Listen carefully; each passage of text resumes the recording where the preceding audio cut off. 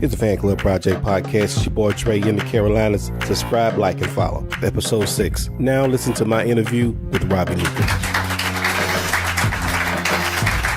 Robbie L.U.C.A. Robbie L.U.C.A, living under Christ's anointing. Right. Has it always been that acronym? No.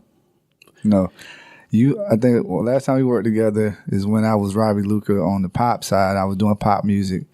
And I looked up L.U.C.A, and it meant the bringer of light. So I was going with that definition as far as the meaning of L.U.C.A. And but over time, things have progressed into doing things for God. So God gave me that acronym to say living under Christ's anointing, because that's exactly what I've been doing. Because I can't live no other way. I wouldn't be here if it wasn't for His anointing on my life. You know what I mean? So it's fitting, and it fit me perfect. Yeah. So. And you've been through transitions since I've known you. Did you start out R&B, or was it plays? I know you said you was in the repertoire theater. Man, repertoire theater. I was in repertoire theater from 8th grade all the way to my senior year in high school.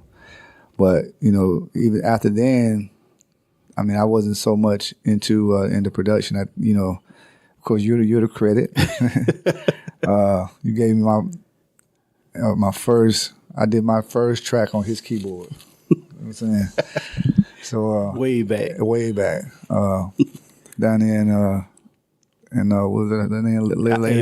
What was it? 85 studio? Yeah. 85. Phil, yeah. Yeah. So back then, man, I was just trying to get it. I didn't know what I was gonna do, gospel or R&B. I was just doing what I thought I knew to do.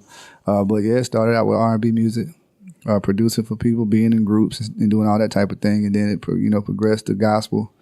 Having a little stint in Charlotte with John Key at one time, and writing songs and doing that type of thing. And then things happened, and I stopped going to church for a long time, and that's when it fell back to R&B. Mm-hmm. Moved up north to New York and lived in Philadelphia for a while, and California for a while, and all that was rap and hip hop and R&B. And came back to Greenville, and that was gospel. I was in a group called Changed for a little bit. That ended in 2011, and started doing the pop stuff. Mm. And that's when we got back together. And after that, it was. I did my own thing, R&B wise. I did some remakes. I remember that. Yeah, I did a EP full of remakes, and that went good. People responded to that pretty good. But then it got to a point, man, where I seemed like I was doing a whole lot of good stuff. Well, 2013, I did a play for the first time. That was good. I was doing a whole lot of good stuff, but inside, I was dying because I was still, killing myself with alcohol. And a lot of people didn't know. A lot of people, I held it together well and was able to be a functioning alcoholic. But at some point, you have to deal with it. You have to deal with the fact that inside people see one thing, but how you really feel inside is another. So until you deal with that inside person, at some point, everything's only going to go so far. Yeah. You know what I'm saying? With the back and forth, back with the secular, the gospel, secular, the gospel. What made you come back to gospel each time? It's just my roots, man. I think at the end of the day, even in my R&B style, the way I sing, the way I produce, and the way I arrange vocals, is all gospel. My favorite group of all time was Commission, and I listened to them in every nuance of how they did what they did.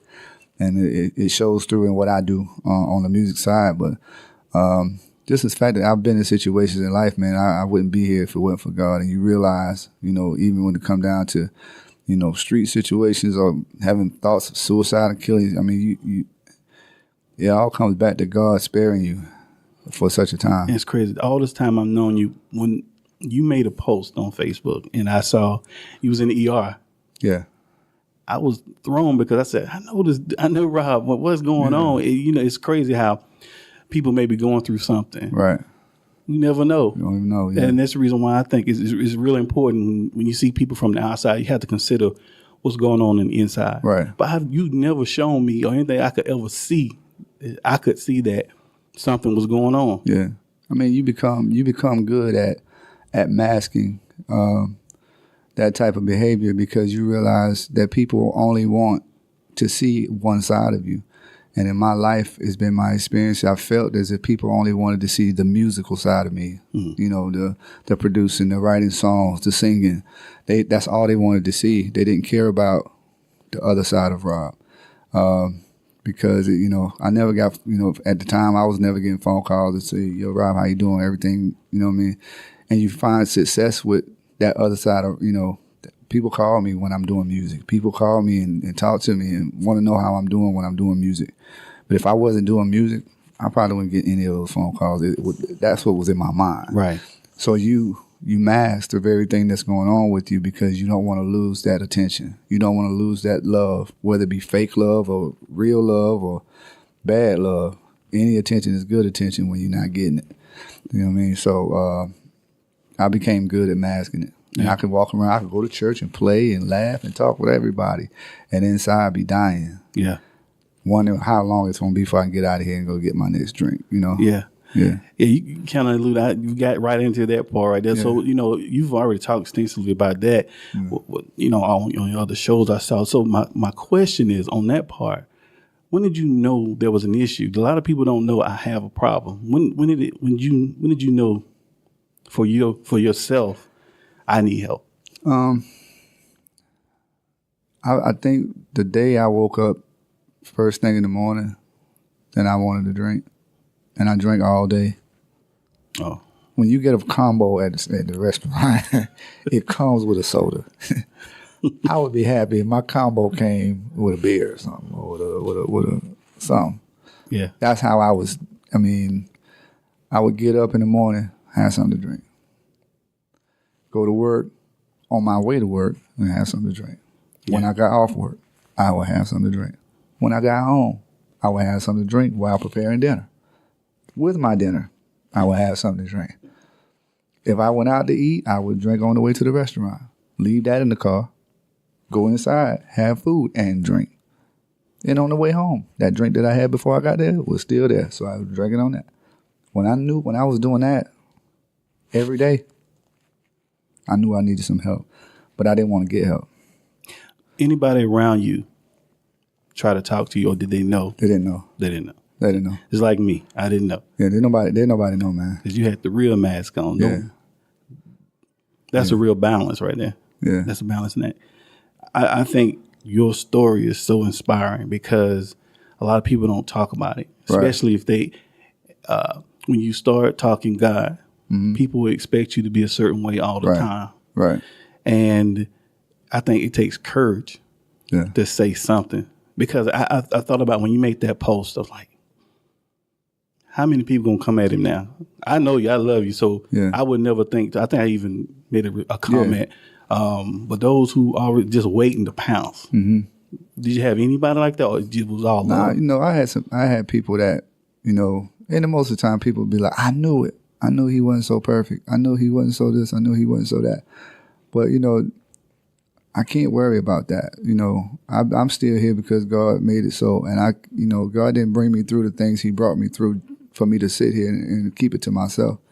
That post, it helped a lot of people. I got a lot of good responses from it. I got a lot of people that hit me in my inbox, and some of them going through the same thing, but they don't want to put it out there like I did, for the simple reason they don't want to lose that mystique. Yeah. You know, they don't want nobody to think that they or treat them a certain type of way. But, you know, at this point in my life, God is my audience, nobody else. So I'm not worried about pleasing nobody else but him. And so when you have that mindset and when you're in that mode, the opinions of other people, it just don't matter. Yeah. Never no more. Yeah, the play. This is your only play so far. Right.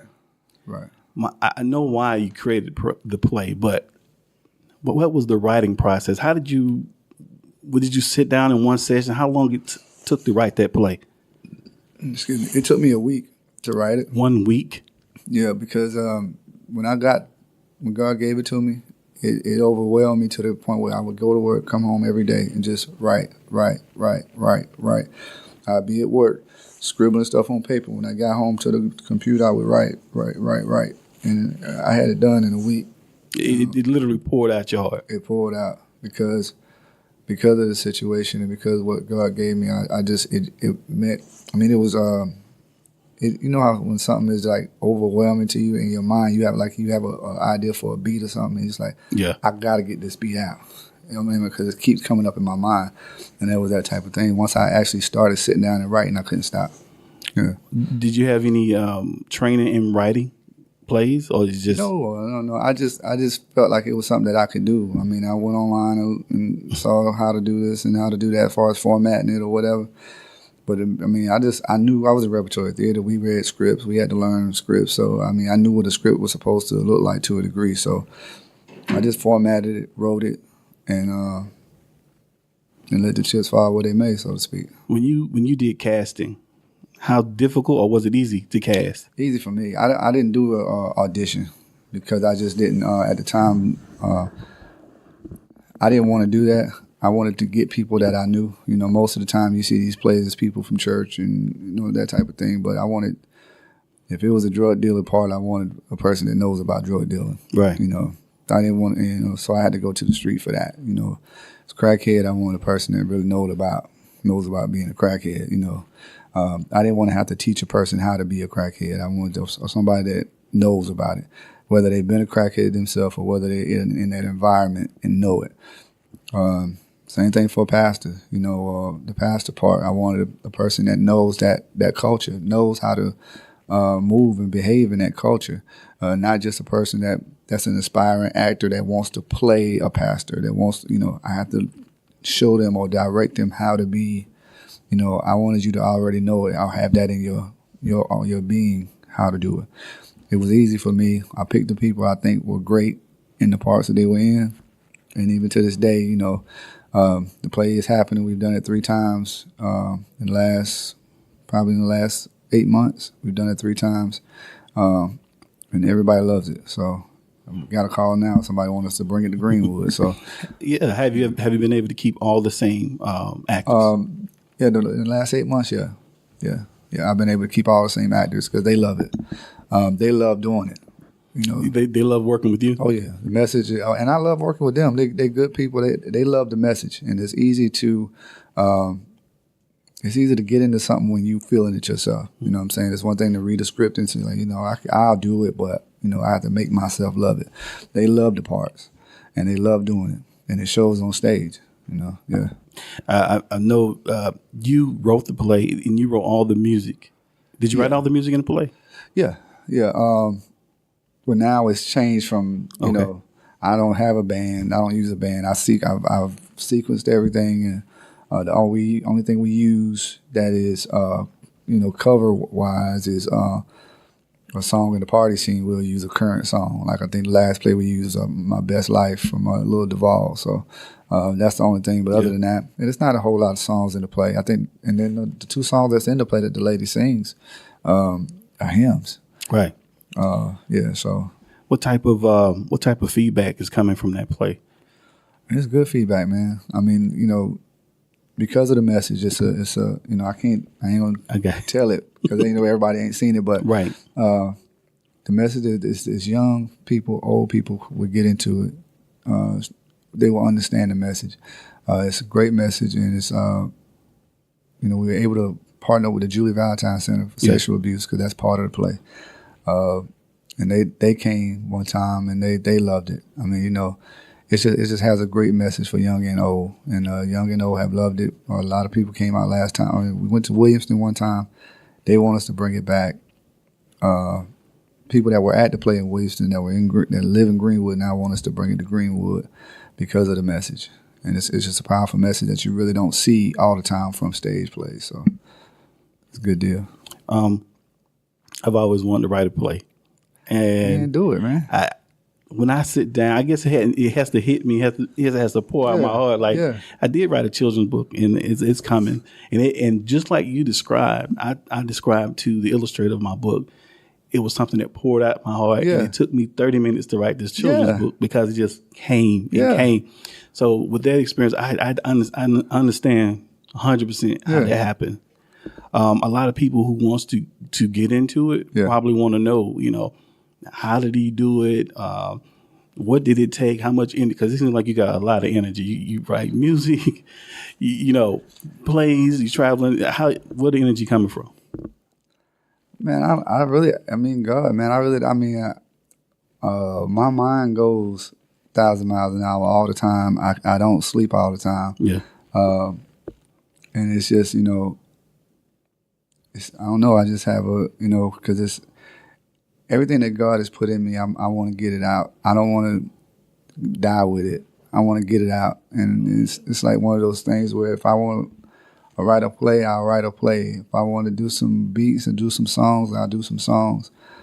If I want to, I got a nonprofit now that I'm working on a gala for in April, a fundraising gala in April. So, what's the name of that nonprofit? It's called Songs for Sarcoidosis.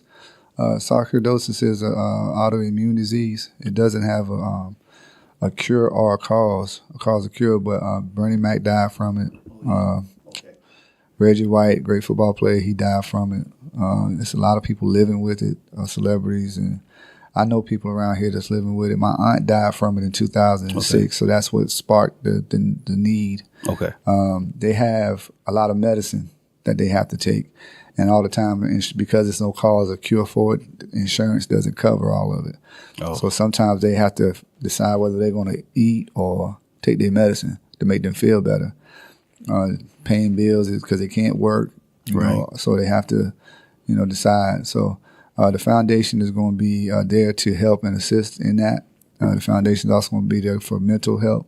Going to try to get some people, some doctors and some psychiatrists and life coaches down with the foundation, so that you know, people with sarcoidosis have access to those people if they want to talk, if they want to, you know, talk about their pain, talk about what they're going through. It's also going to be there for that. So that's awesome. Yeah, that is so awesome, and it always takes something that, you know, that happens close to you, to make you want to help something. And I think that's an awesome idea. I noticed, like, on your social media, you do a lot of motivation. Speaking and posting. Mm-hmm. And I even see you reaching out to those who like got Pat Styles, you know, hey, you boosting other people's product also. Yeah. That is, I've always been a person like that. Do you think we have enough of that? No. I mean, I think and I haven't always been like that. I mean, it takes a certain level, a certain mindset to be like that. I mean, I can go on there and motivate even though I'm not feeling motivated, because it's just my mindset to motivate other people. You know, if I'm feeling a certain type of way, it's not other people's fault. You know, I gotta still be motivating and still be, because that's what I want to be. That's what I'm desiring to be at all times, 100%. Once you get past the being your way type of thing, you still want to be motivated. I mean, I think we all need to push each other. I think I said it in a post one time. If everybody would just support everybody, I saw that post, we wouldn't have a problem, because that's the truth. You know. Yeah. I think it's just hard to support people sometimes because of, you know, whatever reasons, you know, personal things, or somebody said something about this person, or, you know, if I'm doing the same thing you doing, then I don't want to support that because he might do it better than me. I mean, it's a whole lot of, you know, crazy things that people think about why you can't support. But I try to support everybody. I don't get around to doing it all the time. So, I mean, that's just a matter of time, you know, schedules or whatever the case is. But I want everybody to succeed. And if I can help you succeed, I will. But if I can't, then I can try to point you in the direction of somebody that can help you if I can't do it. So, yeah. That's what's up. I mean, I'm a big advocate of that, and that's the whole reason of this podcast. Yeah. Is, you know, we need to elevate each other up to a certain level. Yeah. Everybody can see you. It's enough room for everybody in this world to fit. Yeah. You know, and I think, I don't know if it's a South Carolina thing, but I guess it's, you know, it's a thing where it's not just, I guess it's a place where even Jesus had to leave his own hometown to be heard and understood and accepted. So, with Your new CD, The Return. Mm-hmm. The Return is of course, it is prodigal son type of feel to it. But it's just a return. But once I return, that means I'm not going back. God has brought me through so much in this life, and I've been here, been there so much. It's to the point where, in the songs on there, speak to it. You know what I'm saying? It's like I just got to return back to God, back to His ways, back to the thing that kept me. Even before all the crazy stuff when I was a teenager, all the stuff that, before I was, when I was pure, when I didn't have all this extra drama and stuff inside of me, I got to return back to that, return back to the things, the scriptures, the prayer, and the meditating, the thinking on things positive, to try and weed through all the crazy things, because, I still have residue, honestly. I mean, I still have residue of my past and residue of the things that I've been through, because you still think about it, you still dream about it, you still have thoughts about it. But, part of returning to God is, as you get closer to God, God will begin to wipe away that residue. But if you stay in one place and don't get closer, that residue will still be there, and you're going to be fighting a losing battle trying to get closer. You know what I'm saying? So I'm trying to get closer to God so He can continue to clean me up. Mm-hmm. But it's a process. And I didn't want to wait till God cleaned me all the way up to do it. I want to do it now. Save a Soul was my favorite, but Redeem is actually my favorite now. What made you write that? I wanted for myself, because when I hear that song, I actually get emotional, honestly. Yeah. And what brought those lyrics about? Man, you might not believe this, but I wrote that song when I was 15 years old. And I played for a church from 2006 to about 2011. They used to sing that song, the chorus part of it. Mm-hmm. They used to sing that song for communion, the redeemed blood of the Lamb part. They used to sing. God has in my life made it in such a way that I've written songs when I was young that even today not only speak to other people, but they speak to me. They saved me. So God was doing something for me when I was young that I didn't even realize He was doing. He was saving me back then because He knew in my life what I was going to be going through. But Redeemed is, when I wrote that song, it was pure. I've been redeemed by the blood of the Lamb. Now I know who I am. I was too young to be redeemed from anything. But that's just a song that God gave me. And so now today, with all the things that I've done and been through, the song is true. Do you believe that God allowed all these things to happen to your life to bring you to this point? Sure, because I'm still here.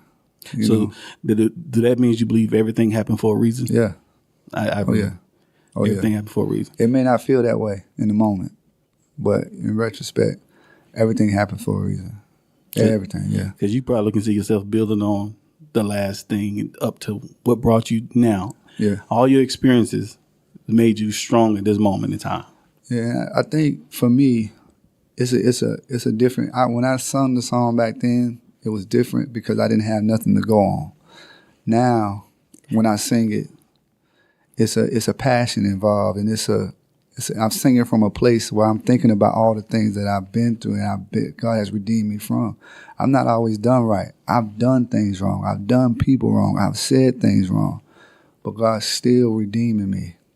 He's redeemed me forgave me. He's redeemed me with other people. I mean, it's just all the way around. So when I sing now, I sing from a place of passion. I sing from a place of experience. So, hey, can you sing that hook right now? That redeem? Just the hook.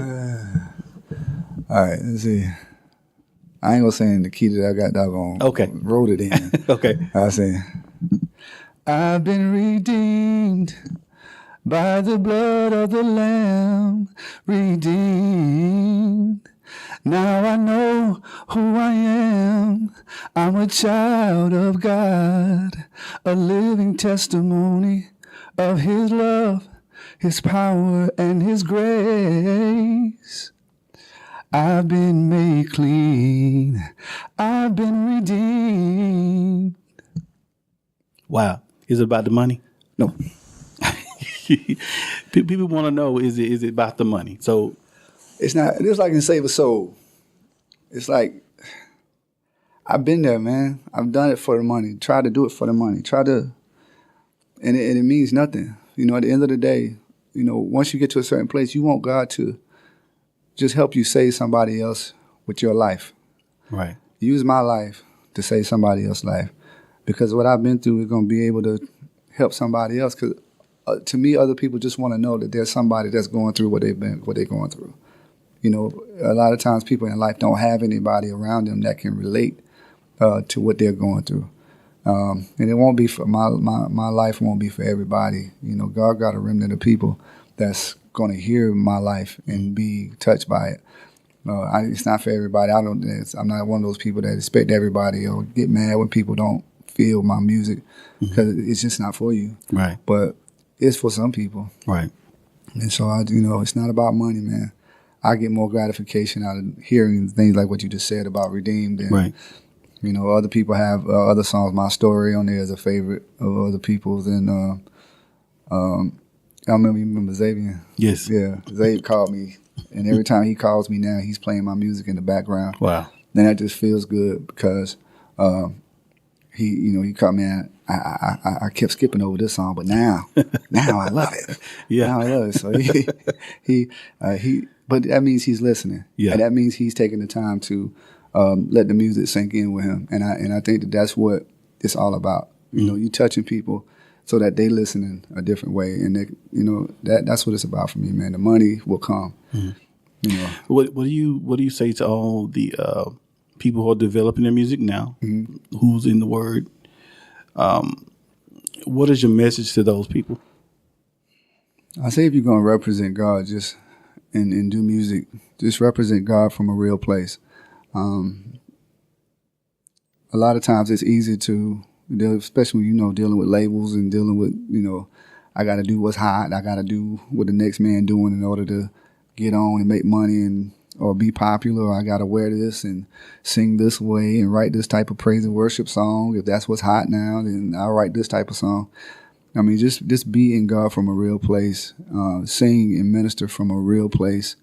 Don't just minister based on what you sing and emulating something, and you don't have the experience to go on. If you don't have that experience, write about the things that you have experienced. Write about something that's real to you. And that's my message. I hear a lot of music and see a lot of singers, and that's the thing that's missing for me is the passion and the realness of it. Because a lot of people are doing things or making music just to sound good, and it doesn't have any passion behind it. Right. And that's when you know, the feel of it. You know, I want people to feel what I sing and feel what I do. And that's my advice, man. That's what's up.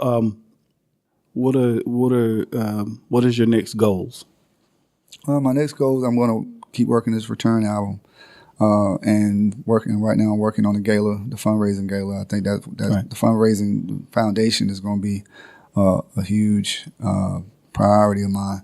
Really, the music in the gala and the plays. You know, I still want to continue to do the play.